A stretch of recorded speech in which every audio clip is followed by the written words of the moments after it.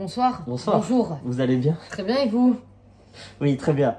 Aujourd'hui, une vidéo très particulière, c'est la seule de l'année. C'est mon coup de cœur 2022. Alors, un petit aparté comme ça. Est-ce que tu sais à peu près combien de livres tu as lu cette année? Non, je suis pas dans le délire, je compte et j'aime pas ceux qui comptent. Donc non. D'accord. Et toi? Moi non plus, je compte pas. Bon, à la louche, je dirais, je sais pas, 70? un livre tous les 5 jours, je dirais Ouais, 70. un livre par semaine. Ok. Voilà, un truc comme ça. Voilà. Et j'en ai retenu un. Ça tombe bien, c'est celui que j'ai fini cette nuit. Parfait. Et c'est un total ravissement. Je peux annoncer la couleur? Vas-y. L'homme peuplé. Franck Bouis. Très bien. Le genre, s'il te plaît. Le genre, c'est un policier? Ah non. Bon, on précise que tu ne l'as pas lu. Non, je l'ai pas lu. C'est un récit sur le monde rural. Ah oui, voilà. ok.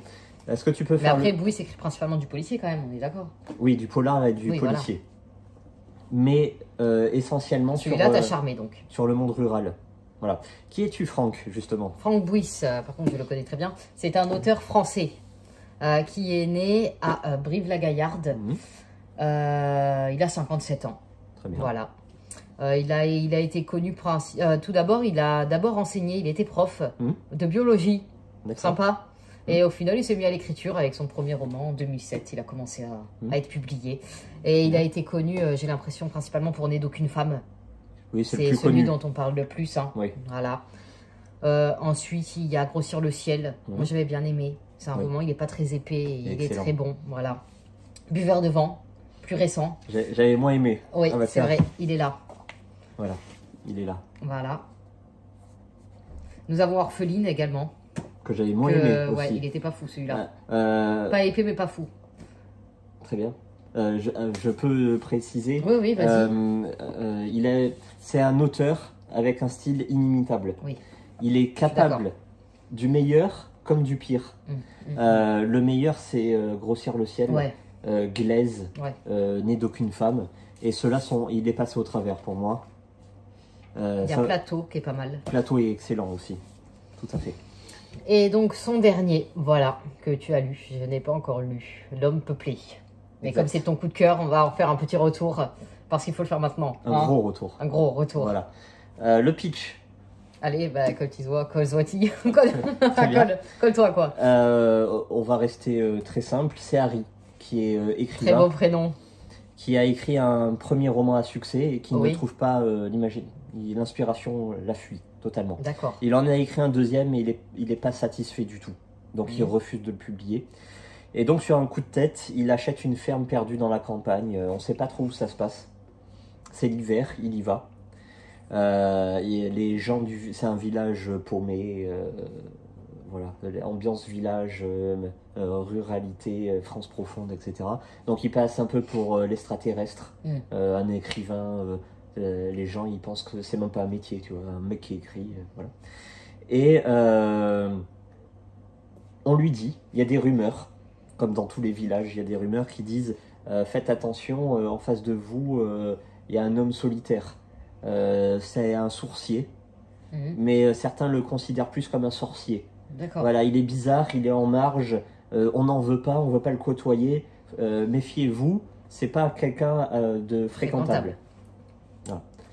Donc lui, il est les rumeurs. De toute façon, il est là pour écrire, il n'est pas là pour faire pote. Sauf que dès la première nuit, il commence à y avoir des bruits bizarres dans la ferme d'en face. Et plus ça va, plus les bruits vont se répéter et plus les bruits vont se rapprocher. Voilà. Il va être intrigué donc, il va chercher. Évidemment. Okay. Donc on va éviter de trop en dire. Voilà, je pense que ça suffit. D'accord, très bien. Qu'as-tu aimé donc dans cette histoire? Alors, je pourrais en faire des caisses. Bah, vas-y, fais-en. Et dire que tout est parfait. C'est un coup de cœur, donc fais-en. Ah ouais, non mais je pourrais dire intrigue excellente, écriture fabuleuse, oui. dialogue maîtrisé, description incroyable, le dénouement avec un rebondissement, ça c'est un vrai rebondissement, voilà. C'est qui pourrait en prendre conseil? Celui qui Loubry, voilà. Celui qui est Jérôme Aubry, qui n'arrive pas à faire des dénouements, avec des rebondissements un peu pétés. Non, je suis pas d'accord. Bon, pardon, excusez-moi. C'est pas grave. Bon, je pourrais dire tout ça, mais à la limite, on s'en fout de tout ça. Parce que, évidemment, c'est un coup de cœur et tout le monde... voilà. Non, il y a un truc, il y a plusieurs trucs. Déjà, un test pour savoir... moi, ce qui m'intéresse, c'est les auteurs qui ont un style bien à eux. Comme Bouys, donc. On te donne n'importe quel livre de Bouys, on te cache la couverture et le nom. Tu le reconnais. Dès la première phrase, bingo, tu sais que c'est lui. Il a un style inimitable et unique. Donc déjà, ça c'est magique. Et il y a des livres qui se font avec l'imagination. Voilà. Donc ça peut être de très bons livres. Mais les vrais grands livres, c'est ceux qui sont vécus. Et Frank Bouys a vécu cette histoire. Ça veut dire que c'est pas quelqu'un qui invente et qui lit des livres et qui va passer 2 jours dans une ferme pour voir ce que c'est la vie rurale. Non, c'est un type qui a ça dans le sang. Et il parle de ce qu'il a vécu, de ce qu'il sait, de ce qu'il connaît. Et donc c'est flamboyant. Voilà. D'accord. Et pour moi, on pourrait aller encore plus loin. Bon, 6 minutes, c'est déjà trop long. Bah non, c'est très bien dont tu parles. Vas-y, on t'écoute. D'un point de vue général, si on dézoome comme ça sur l'écriture en général, je pense que ce roman-là, ça doit être un maître étalon. Un maître étalon, c'est la mesure universelle. Ça veut dire que tous les jours, il y a à peu près 200 livres qui sont publiés comme ça. Maison d'édition ou auto-édition. Auto-édition, ouais. Voilà. Ouais. Tous les jours, il y a 200 livres qui sortent. Il faut sortir du lot, en fait. Et l'écrémage devrait se faire avec ce livre-là. Et là, je parle pour tous les auteurs, et bon, moi y compris, tu vois, bon, parce que dans une autre vie, là, j'ai écrit un peu, j'ai gratouillé, voilà. Si vous n'êtes pas capable de faire mieux que ça, ou égaler, arrêtez. Voilà, ça sert à rien d'écrire. Oui, non, mais après, on peut très bien écrire sans être Bouys aussi, quoi. Bah non. Comme tu dis, tu peux pas l'égaler.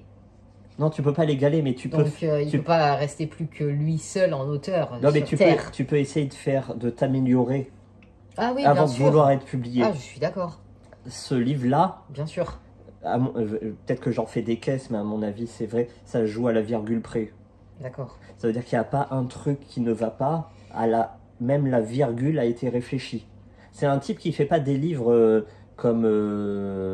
qui est pas contractuel où tous les ans il en sort un et c'est comme ça. Non, lui il réfléchit, il vit et il écrit. Et quand il écrit, soit il tombe mal, mais quand il tape bien, c'est parfait, c'est la perfection. Très bien, bah écoute, tu m'as bien donné envie de m'y mettre. Voilà. Je pense. Oui. Je pense. Hein. Est-ce qu'on fait la surprise ou pas? J'ai envie, parce qu'on va faire un grand concours avec une box de Noël. Oui, c'est vrai. J'ai envie de le mettre dans la box de Noël pour le gagnant. Ah, carrément. Parce que ça, c'est un énorme cadeau. D'accord. Bon. Donc voilà, pour tous ceux qui écrivent, un modèle, un auteur modèle, Frank Bouys. Et après, ah oui, je peux rajouter un petit truc. On pourra dire tout ce qu'on veut, moi j'aime pas. Mais ça, je peux totalement le comprendre par contre, tu vois. Pour certains, le monde rural, ça les emmerde. Oui. C'est pas un thriller, donc faut pas chercher de l'action tout le temps. Tu vois ce que je veux dire? Faut pas chercher du rythme, de l'effervescence forcenée. Non, ici... Et tu t'ennuies pas? Non. Ok. On prend le temps, on découvre. Chaque chapitre, c'est un tableau. Ça veut dire que tu n'as même pas besoin d'imaginer. Les descriptions, c'est un tableau, en fait. Je sais pas si ça me plairait, alors. Ouais, il faut que ça bouge. Ouais, c'est pour ça que je peux totalement comprendre les gens qui me disent « moi, j'aime pas okay. ». Mais c'est des personnages entourés par la nature, la faune, la flore, etc. Et qui luttent avec leur nature propre. Ils luttent avec leur part d'humain. Tu vois? Et forcément, la nature est sauvage. Et forcément, la nature leur fera pas de cadeau. Bon, bah, merci. C'est à découvrir, ces 10 minutes, c'est beaucoup trop long. Excusez-moi pour tout ce blabla. Merci pour ton avis. C'est 10 minutes comme le coup de gueule. Donc, hein, ah oui, accrochez-vous. Chaque chose a son temps. Voilà. Je vois pas pourquoi on ferait que 5 minutes pour un coup de cœur. Bon. Toi, ton petit coup de cœur, ça a été quand même le démon du Ouais, le coup de cœur, le livre qui m'a le plus marqué, en tout cas en 2022. Voilà, pour son style, pour l'histoire, Le démon de la colline aux loups, de Dimitri Rouchon-Bourri. Très bien. Voilà, c'est une très belle découverte, hein. Franchement, ce livre, il est génial. On a fait la vidéo, allez voir. Oui. Voilà. Donc, comme ça, vous avez nos 2 coups de cœur de l'année 2022. C'est en tout cas le livre 2022 qui sort du lot. Ça, c'est sûr. Ah oui, hein. Comme tu l'as dit, le style, tu trouves qu'il n'y en a pas, mais en fait, il y en a grave un. Voilà. Merci à toi. Je vais essayer de m'y remettre. Ok. Je vais forcer, je vais dépasser ce stade. Il est bien. Après, si t'aimes pas, écoute.